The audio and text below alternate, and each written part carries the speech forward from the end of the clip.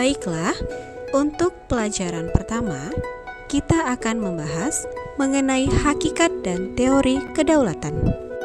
Terlebih dahulu, kita harus paham mengenai pengertian kedaulatan. Apa sih arti daulat itu? Jadi, kata daulat berasal dari kata daulah dalam bahasa Arab yang berarti tertinggi. Dengan demikian, kedaulatan berarti kekuasaan tertinggi. Sedangkan menurut Jean Bodin, ahli hukum Prancis, mendefinisikan kedaulatan adalah kekuasaan tertinggi dalam suatu negara untuk menentukan hukum.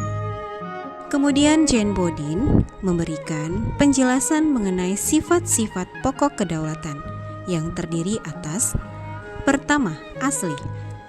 Asli berarti tidak berasal dari kekuasaan lain yang lebih tinggi. Kemudian, permanen atau tetap. Berarti ketetapan kedaulatan selama negara tersebut berdiri sekalipun pemegang kekuasaannya berganti. Kemudian, tunggal. Berarti satu-satunya kekuasaan tertinggi negara yang tidak dibagi atas diserahkan kepada badan-badan lain. Yang selanjutnya adalah absolut atau tidak terbatas, berarti tidak adanya pembatasan oleh pihak lain. Kemudian kita juga harus mengetahui apa saja sih sebenarnya jenis-jenis kedaulatan. Jenis-jenis kedaulatan terbagi dua. Yang pertama adalah kedaulatan ke dalam. Apa itu kedaulatan ke dalam? Kedaulatan ke dalam adalah kewenangan suatu negara untuk mengatur negaranya sendiri tanpa campur tangan negara lain. Yang kedua, kedaulatan keluar adalah kedaulatan di mana kewenangan suatu negara untuk mengadakan hubungan kerjasama dengan negara lain. Jenis-jenis teori kedaulatan. A. Teori kedaulatan Tuhan. Dalam teori ini, raja atau penguasa dipandang sebagai utusan Tuhan atau dewa dan memperoleh kekuasaan darinya. Teori ini berlaku di Mesir kuno pada masa kekaisaran di Tiongkok dan kerajaan di Jawa pada zaman Hindu yang menganggap raja sebagai penjelmaan Dewa Wisnu. Yang B. Teori kedaulatan raja. Teori ini merupakan perkembangan dari teori kedaulatan Tuhan, di mana raja dianggap sebagai bayangan Tuhan. Raja harus memiliki kekuasaan mutlak dan tidak terbatas agar negara menjadi kuat, serta rakyat harus rela menyerahkan hak asasi dan kekuasaan secara mutlak, karena raja ada di atas undang-undang. Contoh yang menganut teori ini negara Prancis pada masa Raja Louis ke-14. C. Teori kedaulatan hukum, di mana menurut teori ini kekuasaan berasal dari hukum yang berlaku, di mana negara bertugas melindungi hak asasi manusia yang tidak berhubungan dengan urusan sosial ekonomi masyarakat. Negara juga berkewajiban mewujudkan kesejahteraan dan semua tindakan negara harus berlandaskan hukum. D. Teori kedaulatan negara. Menurut teori ini, bersamaan dengan berdirinya suatu negara yang memiliki kekuasaan tidak terbatas. Teori ini pernah diterapkan di Rusia pada masa Tsar, kemudian negara Jerman pada masa Hitler. E. Teori kedaulatan rakyat. Pemegang kekuasaan tertinggi dalam teori ini adalah rakyat. Sebagian hak-haknya diberikan untuk kepentingan bersama, di mana ciri dari teori ini adalah konstitusi dapat menjamin hak asasi manusia.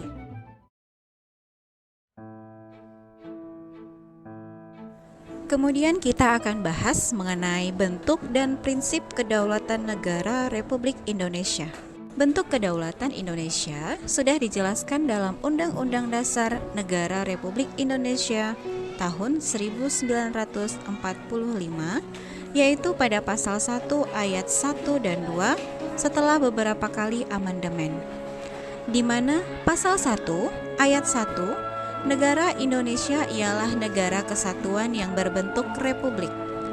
Pasal 1 ayat 2, kedaulatan berada di tangan rakyat dan dilaksanakan menurut Undang-Undang Dasar. Pasal 1 ayat 3, negara Indonesia adalah negara hukum. Kemudian, prinsip kedaulatan. Adapun prinsip kedaulatan Negara Kesatuan Republik Indonesia berdasarkan Undang-Undang Dasar Negara Republik Indonesia tahun 1945 adalah sebagai berikut. Yang pertama, Indonesia adalah negara kesatuan yang berbentuk republik di mana sudah tercantum dalam pasal 1 ayat 1. Kemudian, kedua, kedaulatan ada di tangan rakyat dan dijalankan menurut Undang-Undang Dasar yang sudah tercantum dalam pasal 1 ayat 2. Kemudian yang ketiga, Indonesia adalah negara hukum yang tercantum dalam pasal 1 ayat 3. Kemudian yang keempat, Presiden tidak dapat membekukan atau membubarkan DPR yang sudah tercantum dalam pasal 7C.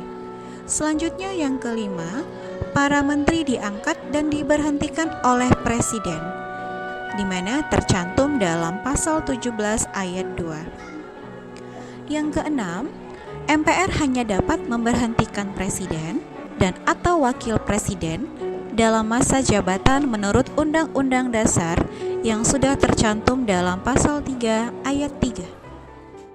Demikianlah materi bab 3 mengenai kedaulatan Negara Kesatuan Republik Indonesia. Selanjutnya kita akan bahas dinamika perwujudan kedaulatan Negara Kesatuan Republik Indonesia.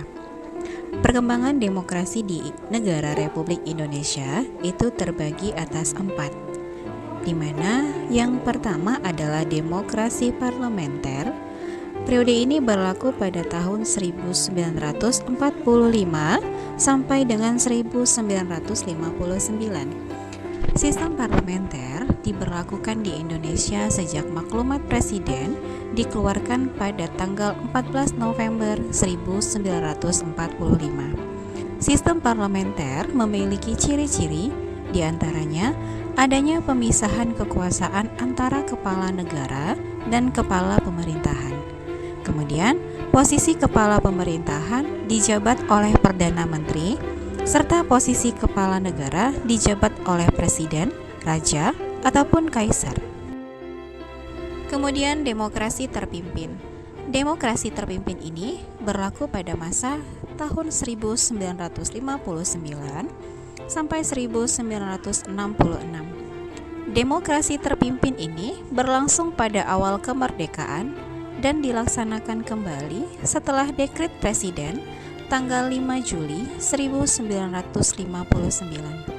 Sistem ini memiliki ciri-ciri, yaitu pemilihan presiden oleh rakyat sebagai kepala pemerintahan, serta presiden dan parlemen memiliki tugas masing-masing dan tidak saling menjatuhkan. Ketiga, demokrasi Pancasila. Pada masa ini berlaku pada tahun 1966 sampai 1998. Demokrasi Pancasila berlaku sejak pemerintahan Orde Baru. Pada masa ini, masa jabatan presiden tidak terbatasi.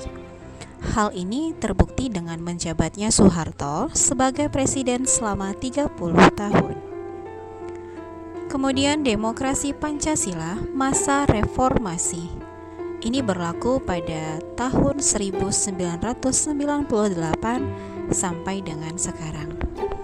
Pada masa ini, adanya pemenataan lembaga negara seperti Komisi Yudisial dan Komisi Pemilihan Umum, pelaksanaan pemilihan presiden dan kepala daerah secara langsung, penciptaan